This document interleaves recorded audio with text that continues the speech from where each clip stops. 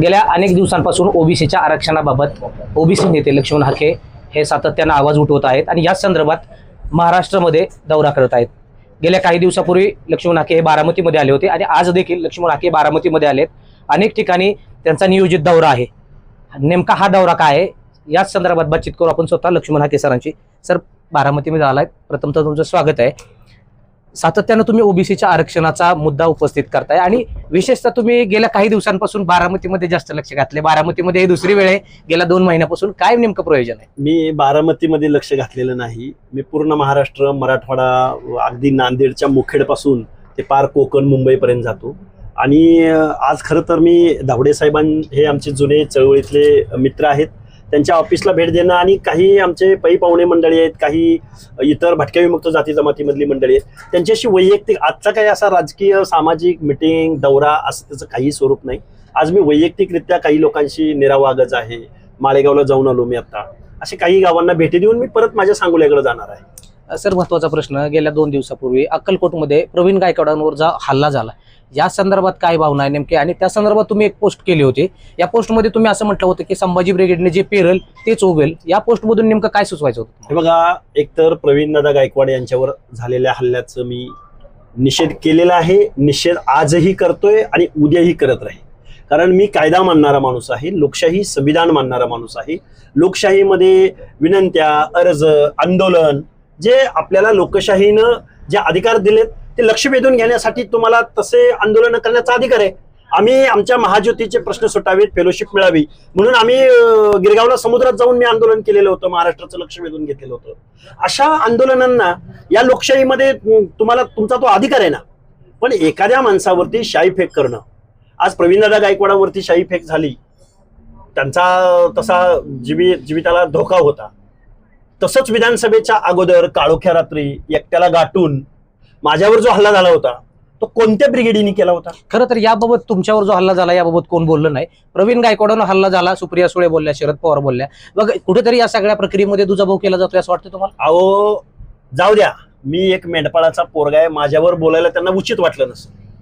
परंतु मी त्या अंतर्वली सराटीमध्ये उपोषणाला बसलो होतो. ज्या जरांगेकडे ज्या तत्परतेने जाणारे महाराष्ट्राचे जाणते म्हटलं जातं ज्यांना, ते ज्या जरांगेंकडे ज्या तत्परतेने गेले, त्याच वेळी पत्रकारांनी त्यांना प्रश्न विचारला की तुम्ही हाकेंकडे जाणार का? तर ते नाही जाणार म्हणून सांगितलं. त्यामुळं निषेध सोडा हो. ओबीसीची आम्ही बाजू मानतोय ना, तिथं काय आमचा पर्सनल विषय होता का? आणि आजही आहे का? लक्ष्मण हाकेवर हल्ला करणारी माणसं कोण होती?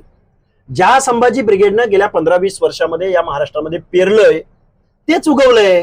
खरं तर तुम्ही जी पोस्ट केल्यानंतर प्रवीण गायकवाडांनी तुमच्यावर निशाणा साधलाय. जरी ते म्हणत असले हाके माझे मित्र आहेत, यामध्ये प्रामुख्याने त्यांना असं उल्लेख केलाय की लक्ष्मण हाके माझ्याकडे आले होते, माढा मतदारसंघातून लोकसभेची उमेदवारी मिळवण्यासाठी ते आग्रही होते, मात्र त्यांना उमेदवारी मिळाली नाही आणि उमेदवारी न मिळाल्यामुळं भाजपकडून काहीतरी आपल्या पदरात त्यांना पाडून घ्यायचं आणि म्हणून ते असं बोलताय. का बरं? का एखाद्या ओबीसीच्या, एखाद्या चळवळ लढणाऱ्या माणसानं अशी अपेक्षा ठेवणं काय अडचण आहे का त्यांना? का काय करायचंच नाही का ह्या पोरांनी? काय तुमच्याकडे पक्ष आहे, तुम्ही इथले संस्थानिक आहात, म्हणजे तुम्ही त्यांच्या या भावनेमध्ये सुद्धा जात वर्चस्वाचा दर्प दिसून येतो. ते आमची लायकी करतात, त्यांची तेवढी कुवत नव्हती म्हणतात. अरे, जिथं लढायला संधी ज्या ज्या माणसांना या महाराष्ट्रामध्ये भेटली त्या माणसांनी संधीचं सोनं केलंय ना.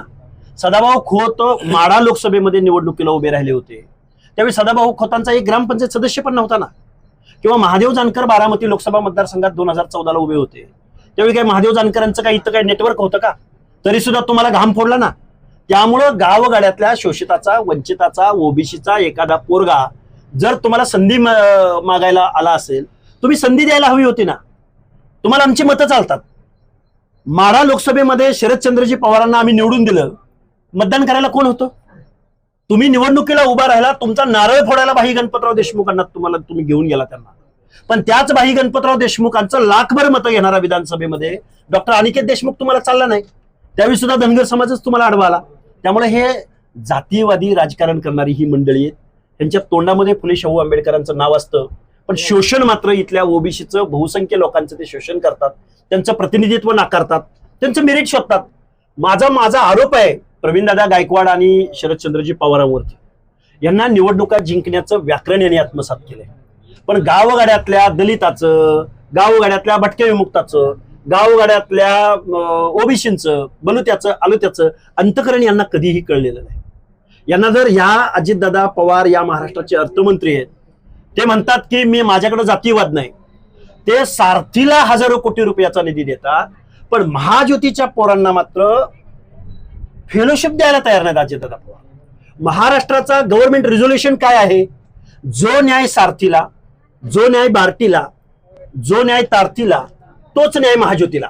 खरं तर मग मग मराठा समाजाच्या सारथीला त्या पोरांना 8-8, 10-10 लाख वन स्टॉक जमा करणारे अजितदादा पवार महाज्योतीला म्हणजे ओबीसीच्या, म्हणजे वडाराच्या, म्हणजे पात्रवटाच्या, म्हणजे नाभिकाच्या, सुताराच्या, लोहाराच्या, कुंभाराच्या, परटाच्या जे पोरण कुठंतरी आता संशोधनाच्या प्रक्रियेमध्ये येत आहेत, त्या पोरांची फेलोशिप मात्र जातीयवादी अजितदादा पवारांनी नाकारलेली आहे. तुम्ही सातत्यानं अजित पवारांवर रोष व्यक्त करताय, मात्र या सगळ्या प्रक्रियेमध्ये मुख्यमंत्री आहेत, दुसरे उपमुख्यमंत्री आहेत. मग असं असताना अजित पवारांनाच केवळ जातीय द्वेषातून टार्गेट तुम्ही करताय असा आरोप राष्ट्रवादीकडून केला जातोय. हे बघा, त्या अजितदादा पवारांच्या त्या कार्यकर्त्यांना माझा सवाल आहे, तुम्हाला जर संसदीय राजकारण कळत असेल तर ज्यावेळी या कालच्या अधिवेशनामध्ये हा प्रश्न अभिजित वंजारी काँग्रेसच्या आमदारानं हा प्रश्न हाऊसमध्ये उपस्थित केला, त्यावेळी त्याचं उत्तर द्यायला कोण आलं होतं?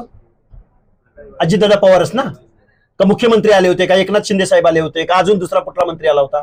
त्याचं उत्तरदायित्व या महाराष्ट्राचं वित्त, नियोजन, अर्थ खातं ज्या माणसाकडे आहे, ज्या माणसाकडे तिजोरीच्या चाव्या दिल्यात, जो माणूस आपले आजारी कारखान्यांना 2000 कोटी रुपयांपेक्षा जास्त पुरवणी मागण्यामध्ये पैसे मंजूर करून घेतो, तो माणूस ओबीसीच्या लेकरा बाळांसाठी 100-150 कोटी रुपयाची तरतूद करू शकत नाही.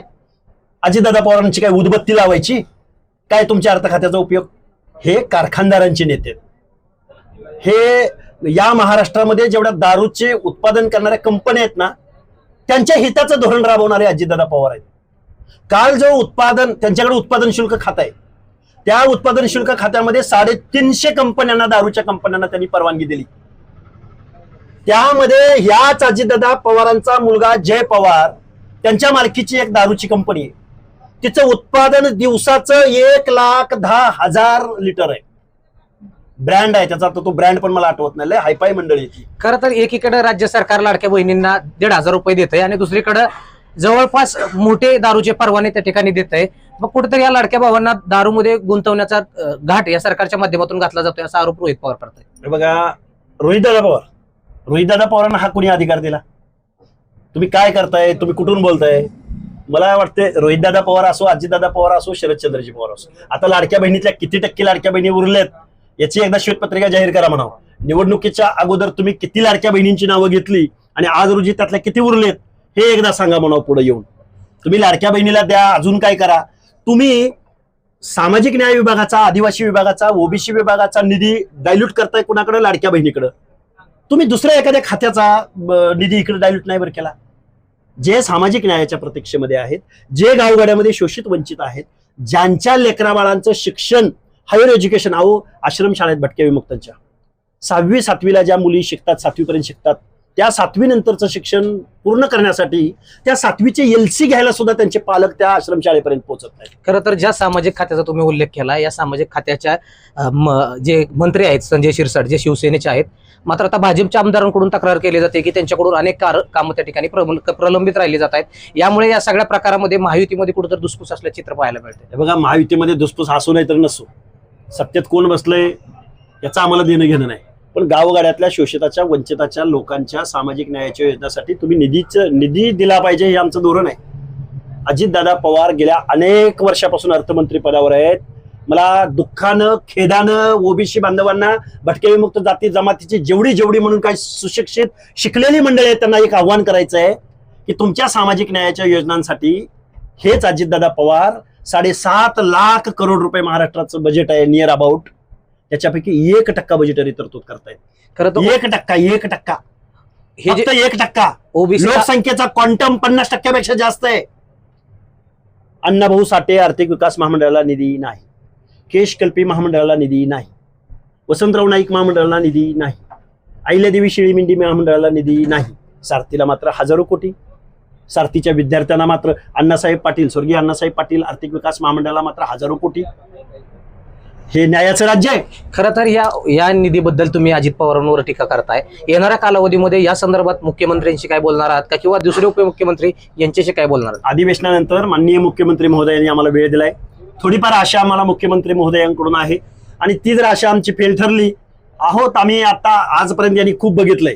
आता ओबीसीचा काळ इथून पुढे या महाराष्ट्रामध्ये बघायला भेटेल. खरं तर विधान भवनामध्ये काल जो प्रकार घडला, या प्रकाराकडे कसं बघता? काल 2 दिवसापूर्वी जितेंद्र आव्हाड जे शरद पवार गटाचे आमदार आहेत त्यांनी गोपीचंद पडळकरांकडे पाहून मंगळसूत्र चोर अशी घोषणाबाजी केली आणि काल पडळकरांकडून त्यांना शिवराळ भाषा वापरण्यात आली. खरं तर विधिमंडळात हे सगळे प्रकार व्हायला पाहिजेत. काय वाटतं तुम्हाला? विधिमंडळात असे प्रकार झाले नाही पाहिजेत, पण जितेंद्र आव्हाड हे नेहमी अशाच पद्धतीचं वर्तन, एकदम थिल्लर गावगुंडासारखं वर्तन त्यांचं असतं.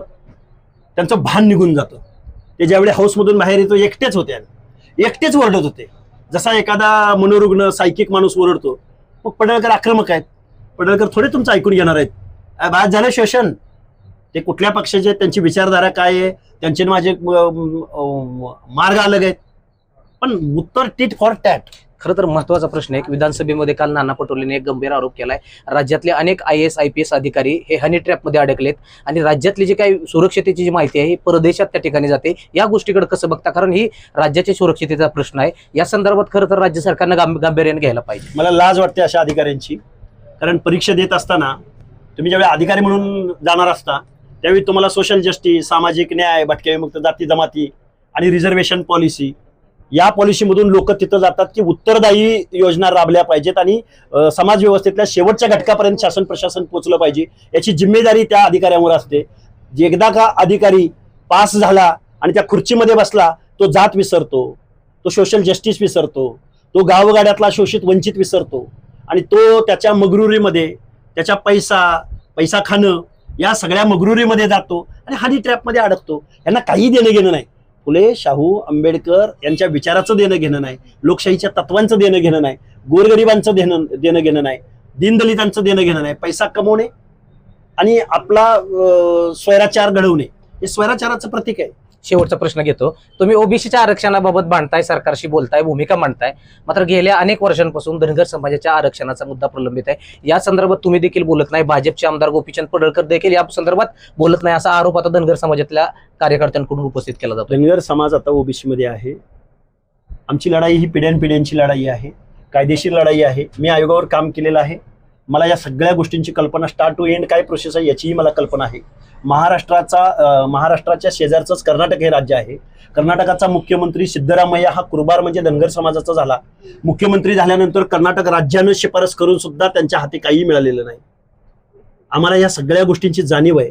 पण आमच्या ताटामधलं जे ओबीसी VJNTचं आरक्षण आहे, जे 27% आम्ही येतो आहोत. अजून एक फॅक्ट मला महाराष्ट्राला सांगायला आवडेल की त्या 27% सगळ्यात मोठा क्वांटम हा 3.5% धनगर समाजाचा आहे. त्यामुळे धनगर समाजाची ही नैतिक जिम्मेदारी आहे की माझं तर आरक्षण टिकलंच पाहिजे, पण गावगाड्यातल्या सगळ्या 18 पगड जातीचं सुद्धा मला आरक्षण टिकवायचं आहे.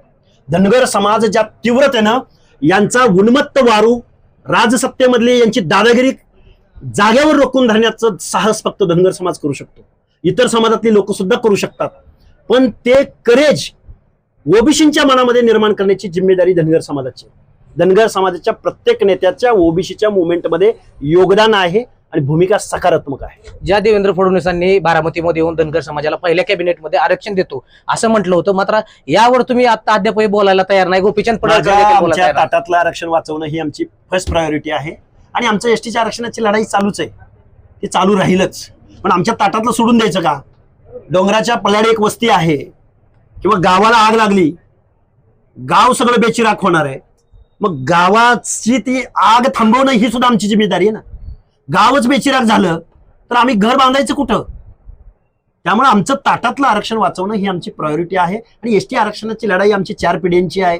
सिद्धरामय्या मुख्यमंत्री होऊन सुद्धा जर त्यांच्या हातात काही मिळत नसेल तर धनगर समाजाच्या तरुणांनी मागतकऱ्याच्या भूमिकेतनं आता राज्यकर्ते जमात कशी तुम्हाला बनता येईल या दृष्टिकोनातून काम करायला हवं ना. किती दिवस भीक मागायची हातात कटोरा घेऊन? अरे 25 आमदार महाराष्ट्राच्या विधानसभेत जाऊ द्या निवडून, आणि तेवढी तुमची हिंमत आहे, तेवढी तुमच्याकडे काउंट आहे, हेड काउंट आहे तुमच्याकडं, तेवढी लोकसंख्या आहे. अरे 60,000 मतदान असणं, 70,000 एका विधानसभेत मतदान असणं, 80,000 मतदान असणं, हा क्वांटम थोडा आहे? एका जातीचा बोलतोय मी. आणि मग ओबीसीनी जर हा पैरा जर धनगर समाजाबरोबर केला, अरे ह्यांना घरी बसवू ना आपण. त्यामुळं लढाईच्या भूमिकेत आलं पाहिजे, या मताचा मी आहे. आरक्षण कोणाला द्यायचं आणि काय, तिजोरीच्या चाव्या जर आपल्या हातात आल्या, कशाला पाहिजे आपल्याला आरक्षण? म्हणजे मी खूप व्यापक अर्थाने बोलतोय.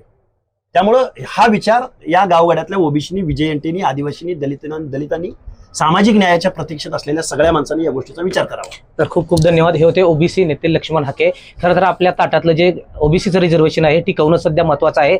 एसटीच्या आरक्षणाच्या बाबत धनगर समाजाची जी भूमिका आहे गेल्या 40 वर्षापासून आहे, ती भूमिका देखील येणाऱ्या कालावधीमध्ये पार पाडलं जाईल. मात्र धनगर समाजाने देखील राज्यकर्ती जमात बनण्याचं गरजेचं आहे. आरक्षणापेक्षा ज्या राज्यकर्त्यांच्या चिदोरीच्या चाव्या आहेत ह्या आपल्या हातात घेणं गरजेचं आहे, असा विश्वास देखील त्यांनी समाजामध्ये व्यक्त केलाय.